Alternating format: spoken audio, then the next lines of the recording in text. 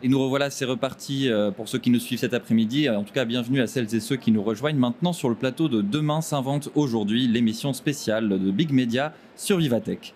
Et pour cette dernière table ronde consacrée à la santé de l'humain de demain, nous recevons aujourd'hui 3 acteurs de l'innovation en santé, à commencer par une experte de BPI France. Bonjour Rosalie Maurice.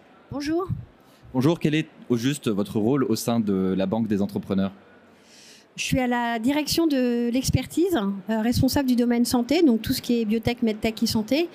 Et je participe aux opérations dans le cadre de France 2030, où on sélectionne et on finance les entreprises innovantes sur le secteur de la santé, que ce soit très early stage, développement de prototypes, évaluation médico-économique, industrialisation. Voilà, l'année dernière, on a financé à peu près 700 millions d'euros sur le secteur de la santé. Un bon pactole. On a bien accompagné les entreprises.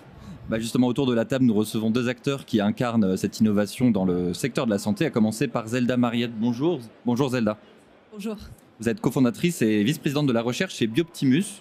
Alors Bioptimus, en quoi consiste votre travail chez Bioptimus et parlez-nous un peu de la particularité de cette entreprise aujourd'hui. Avec plaisir. Bioptimus, c'est une start-up française qui a pour but de créer des intelligences artificielles qu'on appelle des intelligences de fondation, des foundation models, qui vont être, elles, entraînées, non pas comme ce dont on peut avoir l'habitude de voir, qui sont des intelligences artificielles sur le langage humain, le français, l'anglais, le chinois, ni sur des images naturelles, des photos ou des dessins. Nous, ce que l'on crée chez Bioptimus, ce sont des intelligences artificielles qui sont entraînées directement sur le langage de la biologie. C'est-à-dire des intelligences artificielles qui vont consommer par exemple de l'ADN, des protéines, ou regarder même des images de biopsie pour comprendre les structures qui existent dans les maladies et chez les personnes en santé. Très clair. Et nous avons également le plaisir d'accueillir autour de la table Bertrand Duplat. Bonjour Bertrand. Bonjour. Alors vous êtes ingénieur roboticien et cofondateur de la start-up Roboté. Bertrand, en quelques mots, qu'est-ce que Roboté et qu'est-ce qui fait que c'est si beau Roboté ? Alors, Roboté, c'est la beauté des robots qui font ce que les humains ne peuvent pas faire.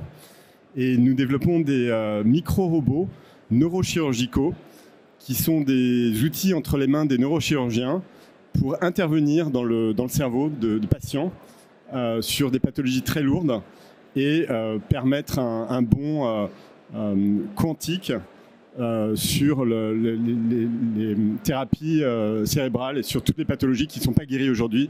Il y a 1 milliard de personnes plus d'1 milliard de personnes qui souffrent de thérapies lourdes du cerveau par le monde, cancer du cerveau, maladies neurodégénératives, Parkinson, Alzheimer. Et les outils d'intervention sont extrêmement réduits et nous on développe ce micro-robot qui va permettre justement de débloquer pas mal de clés sur le diagnostic, le traitement et le suivi du patient. Merci à vous 3 pour ce premier tour de table. Alors justement, pour ouvrir un peu les débats, j'avais une question pour vous, Zelda et Bertrand. Étant tous deux chercheurs, scientifiques à la base, spécialistes dans vos domaines respectifs, pourquoi vous êtes-vous dit à un moment qu'il était temps de basculer dans l'entrepreneuriat ? Je peux commencer avec plaisir. Moi, j'ai rejoint déjà le monde de l'industrie après ma thèse, parce que le monde de l'intelligence artificielle est un monde qui va très très vite et qui s'est accéléré d'autant plus dans les quelques dernières années, tout le monde l'a vu.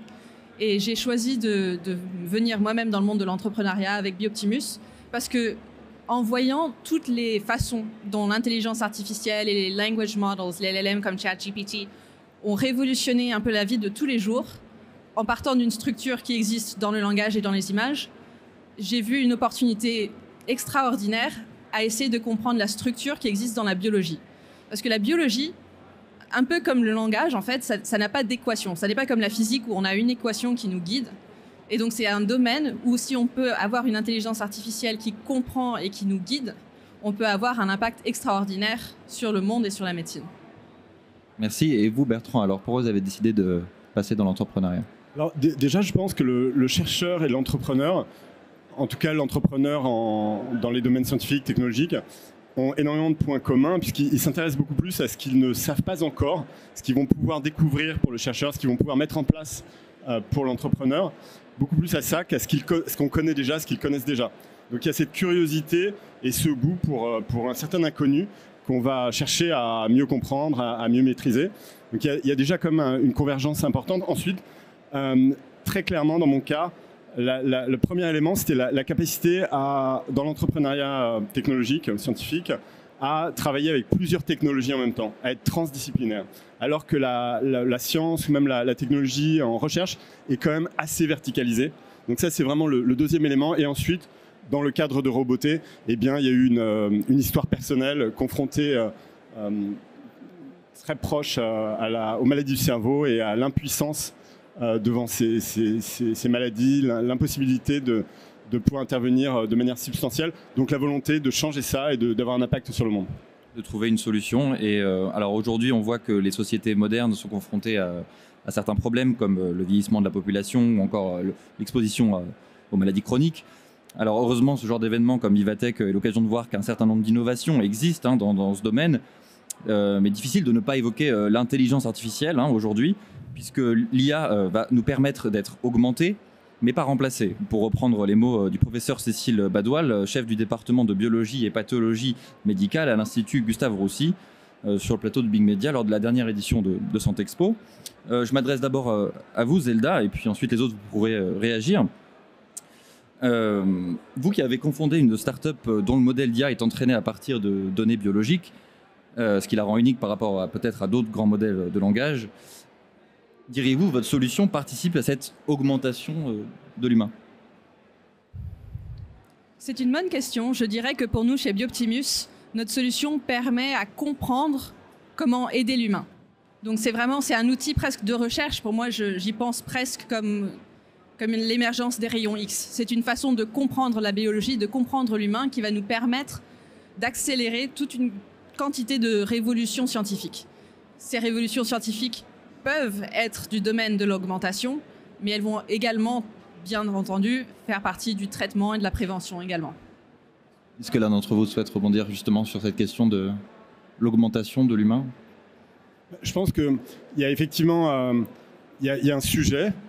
Il y a une forme d'augmentation déjà avec le téléphone portable, avec toutes les technologies en fait, même avec le stylo, même avec l'invention de l'écriture, il y a une augmentation de l'humain, une augmentation culturelle.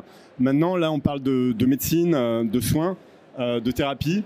Et là, on cherche à ramener les humains qui sont diminués par une pathologie à un moment à leur normalité. Et c'est ça qu'on vise.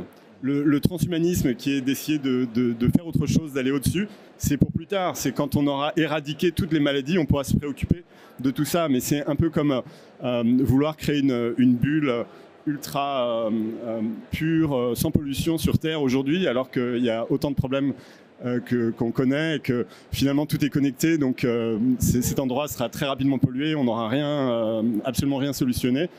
C'est pas le moment de faire ça, un jour ça le sera certainement. Aujourd'hui, on veut ramener les humains qui souffrent de pathologies à de meilleures conditions.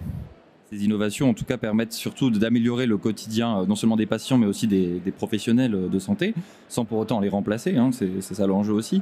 Bertrand, de votre point de vue, qu'est-ce que l'innovation peut concrètement apporter aux médecins aujourd'hui, dans le cas, par exemple, de Roboté, et puis on verra peut-être après pour... Dans le cadre, quand même, de Roboté... et dans le cadre des pathologies du cerveau, des pathologies lourdes, il y en a énormément, mais les cancers, les maladies neurodégénératives comme Parkinson, comme Alzheimer, des maladies neurologiques très sérieuses comme l'épilepsie, etc. Il y en a vraiment beaucoup, beaucoup. Pour la plupart de ces maladies, malheureusement, on n'a pas de solution. On ne sait pas soigner, on sait... réduire un peu les effets de la pathologie et donner une vie un peu meilleure pendant quelques temps aux patients, où on arrive à récupérer quelques mois, quelques années parfois également de vie dans d'assez bonnes conditions, mais on n'a pas grand-chose. Donc l'idée, c'est quand même d'utiliser la technologie pour faire un bond quantique et donner de longues années ou une durée de vie normale à des gens qui aujourd'hui n'ont pas ces possibilités. Et chez Bioptimus, comment vous mesurez justement cette complémentarité, on va dire, entre l'innovation et les praticiens, les professionnels de santé, la biologie? Là où Bioptimus se positionne, je pense, est vraiment au niveau donc un peu comme tu disais Bertrand, au niveau de l'accélération. Aujourd'hui, dans le monde de la médecine, de la recherche médicale, il y a énormément d'étapes qui sont très lentes et qui sont très coûteuses. pour des raisons qui sont bien entendu évidentes. On ne veut pas déployer un médicament sans connaître ses effets secondaires, sans savoir s'il va effectivement fonctionner. Mais ces essais cliniques prennent très longtemps et ils ont un taux de réussite qui est très faible, d'à peu près 10%, une fois que le médicament est arrivé aux essais cliniques, ce qui prend déjà très longtemps. Là où Bioptimus se positionne, c'est à l'idée de pouvoir dérisquer la recherche, de pouvoir trouver ou d'améliorer le taux de succès pour avoir un temps de recherche beaucoup plus court, pour que les chercheurs, pour que les médecins puissent vraiment trouver le bon traitement pour le bon patient beaucoup plus rapidement. Et ça a un effet qui est à la fois sur le long terme pour la recherche, ce que la médecine va pouvoir découvrir dans les 100 prochaines années, est-ce qu'on va pouvoir peut-être les découvrir plus vite, mais c'est aussi de façon très réaliste quelque chose qui va impacter le patient aujourd'hui, qui a un cancer avec une durée de vie qui est peut-être très diminuée. Pouvoir trouver un traitement beaucoup plus vite, ça peut être quelque chose de fondamental. Tout à fait. Alors pour revenir justement sur l'intelligence artificielle, je me tourne cette fois-ci vers Rosalie Maurice. Comment vous percevez l'impact de l'IA aujourd'hui dans le secteur de la santé? Ou plus précisément, est-ce que l'essor de cette technologie a permis selon vous une émulation de l'écosystème des startups en santé? Oui, alors clairement, le secteur de la santé est vraiment bouleversé par l'arrivée de l'intelligence artificielle. Et quand on fait un peu des panoramas des différents cas d'usage de l'IA, c'est clairement la santé où il y a le plus de cas d'usage. Et ça transforme la santé un peu partout, que ce soit sur le développement de médicaments comme par le Bioptimus, où clairement on est dans du développement de médicaments plus rapide, plus efficace et donc moins cher. Mais on est aussi sur du développement de la télésurveillance, sur les robots, sur du diagnostic thérapeutique et puis finalement par rapport à ce que vous disiez, d'être de plus en plus en amont dans la chaîne de valeur et de faire de la prévention. La prévention, que ce soit la prévention primaire ou avec de l'IA et des données, on va pouvoir essayer d'avoir des comportements vraiment spécifiques et personnalisés pour les patients et arriver à les traiter avant, et à même éviter que la maladie arrive. 40% des cancers pourraient être évités selon l'Institut national du cancer, donc je pense qu'on a pas mal de choses encore à faire dessus. Sur la prévention secondaire, c'est vraiment un diagnostic très précoce. Plus on diagnostique précocement, plus on a une réduction du développement et d'impact et de qualité de vie aussi pour le patient. Et du coup, on a des entreprises comme Therapixel qui arrivent à diagnostiquer de façon plus efficace sur des mammographies, avec moins d'erreurs, plus tôt. Et en plus, identique partout en France. Je pense que ça, c'est aussi un des avantages de l'intelligence artificielle. Et on sait que c'est important puisque quand le cancer du sein est détecté à temps, on a 90% de guérison. Donc ça évite après d'avoir des problématiques lourdes pour le patient, le professionnel de santé et le système de soins ensuite. Et la prévention tertiaire, parce que finalement, c'est là où on est le plus avancé aujourd'hui, c'est une fois que la maladie est déjà présente, comment on peut améliorer sa prise en charge et prévenir sur d'éventuelles complications. Si on prend par exemple l'exemple de la santé mentale, grande cause nationale, si on arrive à dépister plus précocement, faire de la télémédecine avec du suivi personnalisé en fonction des données du patient, par exemple autour de l'addictologie, du sport, qui sont vraiment des choses spécifiques, par exemple dans la dépression, on va essayer de réduire le nombre de patients, on va essayer d'emmener le patient à l'hôpital uniquement quand il en a besoin et finalement désengorger les urgences pour pouvoir avoir un système de soins plus efficace. Donc vraiment l'IA elle joue partout et je pense que la prévention c'est un des rôles qui va se développer. On a encore beaucoup d'entreprises et beaucoup de startups qui se développent sur ce champ d'application. Tout à fait, on va peut-être revenir justement plus tard sur cette notion de prévention. Il y a aussi une notion qui est celle de l'adoption de l'IA, qui n'est jamais vraiment immédiate. Il y a encore certains freins pour les entreprises. Alors, on parlera aussi du financement, mais tout d'abord, comment est-ce que BPI aujourd'hui accompagne les entrepreneurs dans l'acculturation à ces nouvelles technologies? Pas seulement l'IA, mais on peut parler plus largement de toutes les nouvelles technologies. Alors, on a différents accompagnements pour, par exemple, autour de la cybersécurité, il y a pas mal de choses en santé sur le réglementaire, avec pas mal de techniques qui évoluent. Donc, on a des diagnostics pour accompagner les entreprises, on a des accélérateurs pour essayer d'accompagner l'entrepreneur parce que finalement, c'est long, c'est compliqué. Mais finalement, les technologies, elles arrivent surtout des entreprises qui elles-mêmes développent des technologies. Et c'est là où finalement, on a un point important puisqu'on peut financer ces entreprises. pour développer leur technologie, leur cas d'usage, même, j'allais dire, arriver à avoir une preuve de concept suffisante pour arriver à un premier client. C'est plus compliqué quand le client est autour du système de santé puisqu'il est plus réglementé. Mais on a toute une panoplie pour essayer d'accompagner le développement de ces technologies sur le marché. Et justement, du point de vue sectoriel, est-ce qu'on constate un engouement dans ce secteur autour de la prévention? Et comment, par exemple, chez Bioptimus, vous mettez vos algorithmes au service de la prévention? Et c'est quelque chose que vous faites actuellement? Oui, effectivement, donc, ce que l'on développe à Bioptimus, ça sert également, évidemment, à la prévention.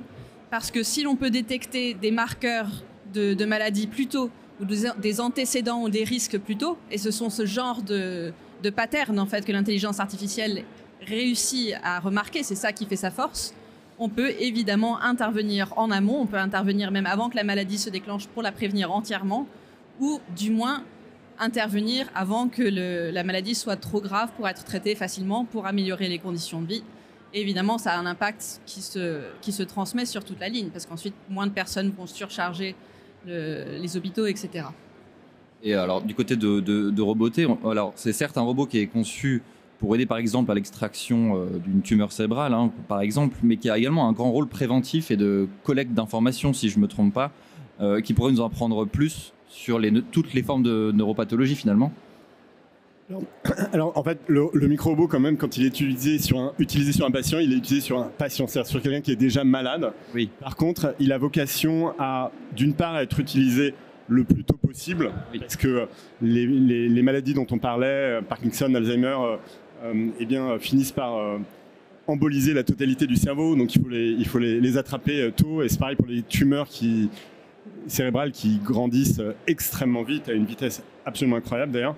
Donc de toute façon, on essaye d'être en amont de la pathologie le plus possible.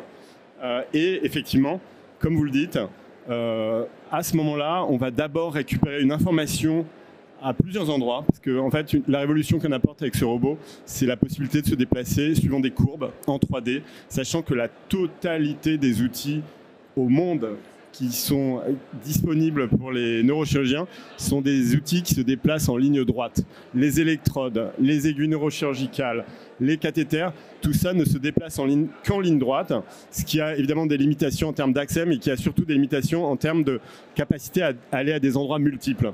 Et nous, on va à des endroits multiples puisqu'on suit des courbes, et ces endroits multiples renseignent de façon extrêmement précise sur la pathologie personnalisée du patient, et donc permettre de faire des choix thérapeutiques beaucoup plus informés et donc beaucoup plus radicaux, avec beaucoup plus de potentiel de succès. Mais en amont de ça, et juste, je vais conclure très rapidement, eh bien, on va aussi rajouter de l'information collectée sur place, de l'information sur les mutations des tumeurs, de l'information moléculaire que l'on ne pourrait absolument pas obtenir avec de l'imagerie, de l'information géolocalisée, anatomolocalisée, où on sait exactement où les différents événements pathologiques se sont produits dans le cerveau du patient. Et grâce à cette information, on va savoir plus sur le cerveau, on va en savoir plus sur la pathologie, et on va être capable de mieux la traiter pour les prochains patients et de l'attraper plus tôt aussi pour la traiter mieux également. Donc effectivement, c'est un rôle pas tout à fait préventif, mais en tout cas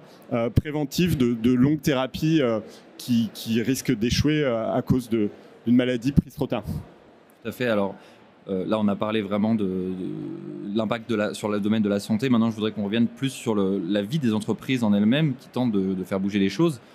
Peut-être Zelda, pour commencer, quand on se lance dans un tel projet, quels sont les principaux obstacles ou freins à franchir, et quelle stratégie mettre en place pour tout simplement démarrer? Je peux répondre, en tout cas dans le cadre très précis de Bioptimus. On fait de l'intelligence artificielle sur des données médicales. Ça veut dire qu'on a fondamentalement au moins 3 problèmes. On a le problème, il faut une équipe qui comprenne l'intelligence artificielle et la biologie de façon extrêmement précise, qui soit vraiment au niveau, à l'interface de toutes les découvertes qui se font aujourd'hui dans la biologie, dans l'informatique, en mathématiques aussi. Ça, c'est l'équipe. Ensuite, il y a le problème des datas. Les données médicales, elles ont un avantage et elles ont un inconvénient. Tout le monde en a. Les données médicales, elles sont générées dans les hôpitaux à travers le monde. Elles sont présentes, elles ont une quantité d'informations qui est incroyable. On ne se rend pas compte, avant d'avoir regardé une slide d'histopathologie, la quantité d'informations qu'elle peut contenir. Ça, c'est super.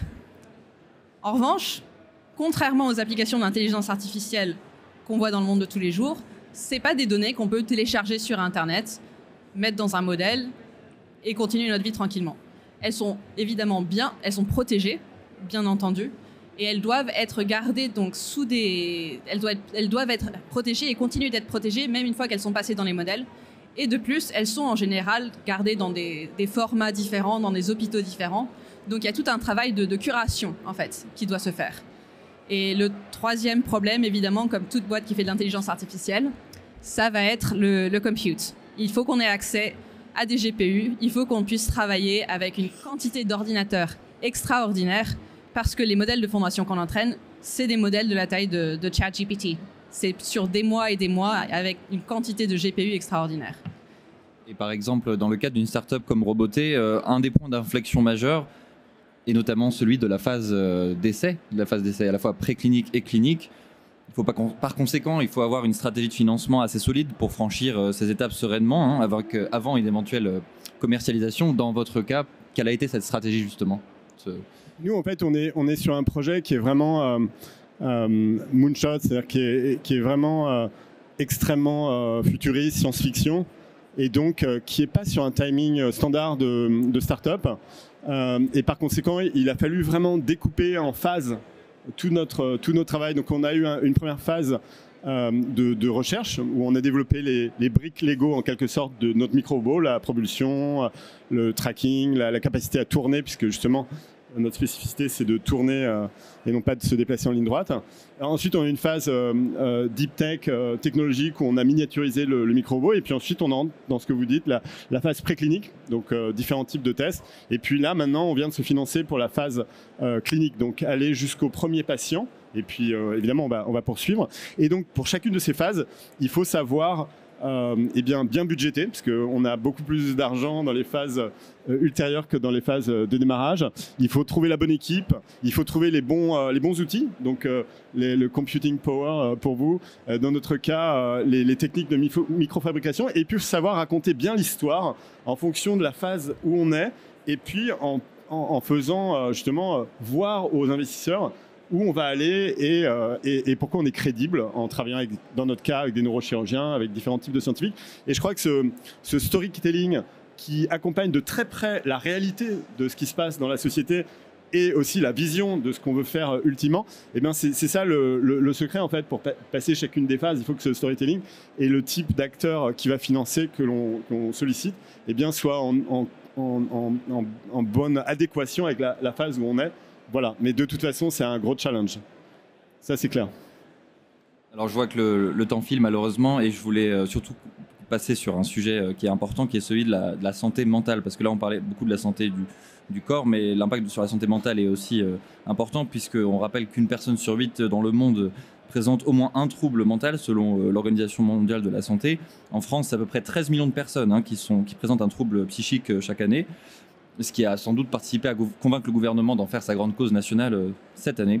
Et donc je voulais rapidement avoir votre point de vue, peut-être Rosalie en première, sur ce que l'innovation peut aujourd'hui apporter à ce champ où les pathologies sont compliquées et où de prime abord, la technologie, aussi avancée qu'elle soit, peut paraître un peu désarmée. Oui, il y a plusieurs façons d'aborder le sujet de la santé mentale. Il y a la thérapie qui est un petit peu compliquée, mais avec des outils d'intelligence artificielle, on va pouvoir développer des molécules, je pense, plus rapidement. Aujourd'hui, ce qu'on voit surtout arriver grâce aux grands défis du plan dispositifs médicaux, c'est plutôt des dispositifs médicaux numériques. Comme de la télésurveillance pour pouvoir vraiment suivre au cas par cas les patients en fonction de leur style de vie, en fonction de leurs problématiques, en fonction des données vraiment très spécifiques.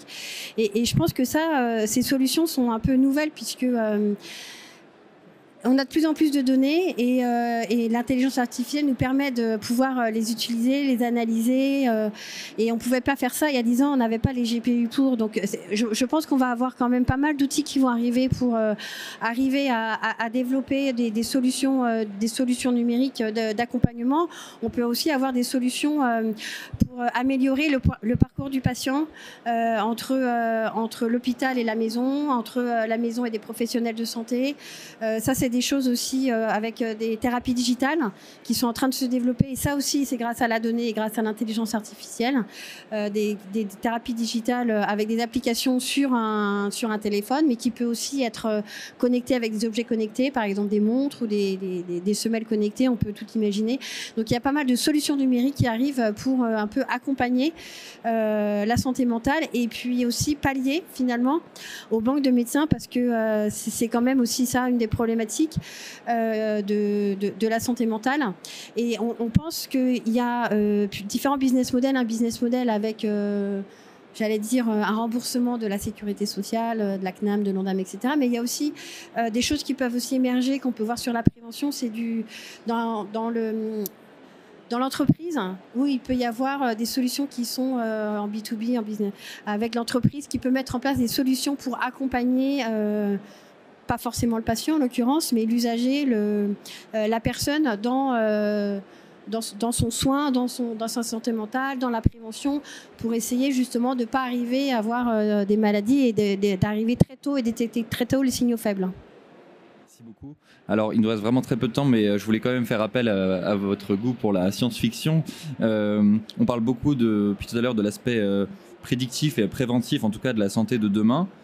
Donc voilà, si on pense à certaines dystopies comme Bienvenue à Gattaca, un film d'Andrew Nichols qui est sorti il y a en 98, on voit que les avancées génétiques ont progressé au point de faire naître une société un peu alternative où la santé des individus devient prévisible et contrôlable vraiment dès la phase embryonnaire.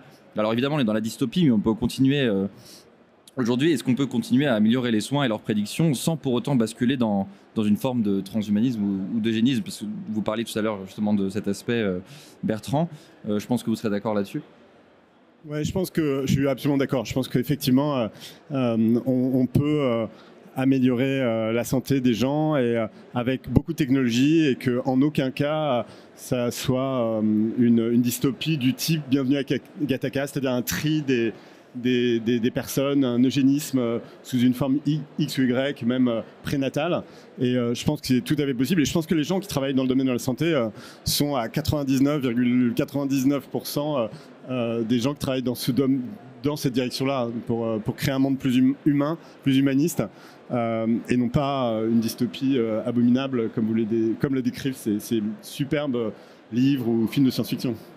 Et vous alors, chez Bioptimus, cet aspect dystopique, ça vous fait pas un peu peur Je dirais que chez Bioptimus, déjà je trouve la réponse de Bertrand était parfaite, donc j'ai pas grand chose à y redire, parce qu'effectivement ce sur quoi on travaille en fait c'est pour comprendre et aider les gens. C'est des diagnostics, on travaille beaucoup sur le cancer bien entendu, donc c'est vraiment, quand on parle de là où on veut utiliser nos modèles, c'est vraiment dans une question d'améliorer le quotidien et la durée de vie de personnes qui, sans des nouveaux traitements qui bientôt vont être inventés, auraient vécu bien moins longtemps ou dans des conditions de vie bien pires.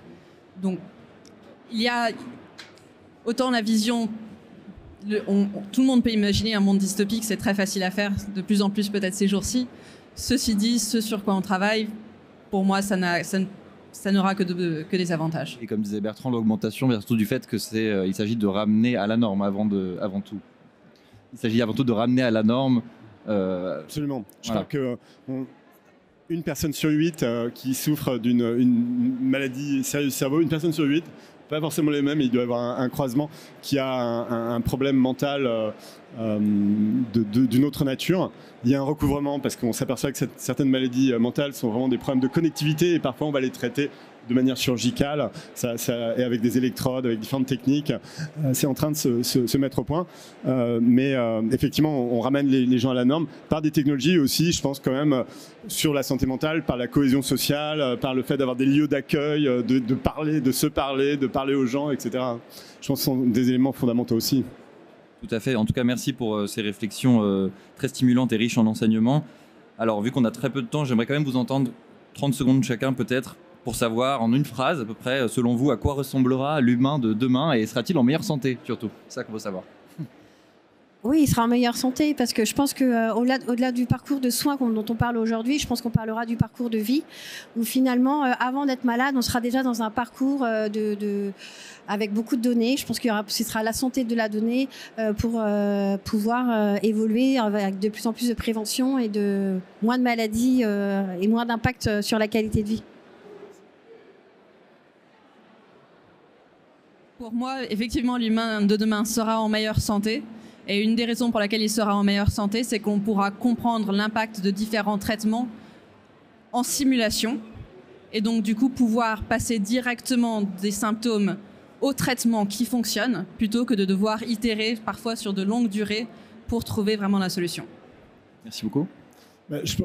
J'espère qu'il sera en meilleure santé. En tout cas, nous, chez Roboté, on travaille pour ça. Et puis, dans tout cet écosystème, on travaille pour ça. Donc ça, c'est vraiment très important du point de vue des gens qui ont des maladies pathologiques, qu'ils en sortent et qui aient ensuite une vie normale.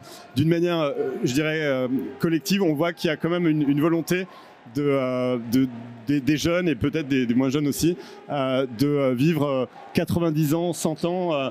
Et aujourd'hui, à 80 ans, ça commence à mal se passer quand on vit jusqu'à cet âge-là. Et on perd beaucoup de proches à peu près à cet âge-là, c'est ce qui m'est arrivé.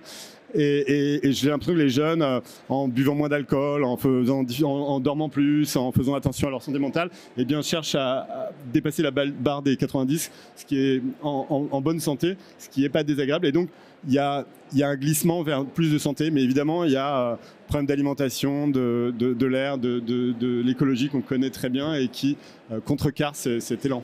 Évidemment, sur Vivatech, il y a plein de solutions justement pour essayer de pallier à ces problèmes. En tout cas, merci tous les trois pour votre participation à cette table ronde. Demain, s'invente aujourd'hui, c'est fini pour aujourd'hui. Mais en tout cas, merci à toutes les équipes pour leur contribution et on se retrouve prochainement pour de nouvelles discussions passionnantes sur Big Media. Merci à tous. Merci. Merci beaucoup. Merci.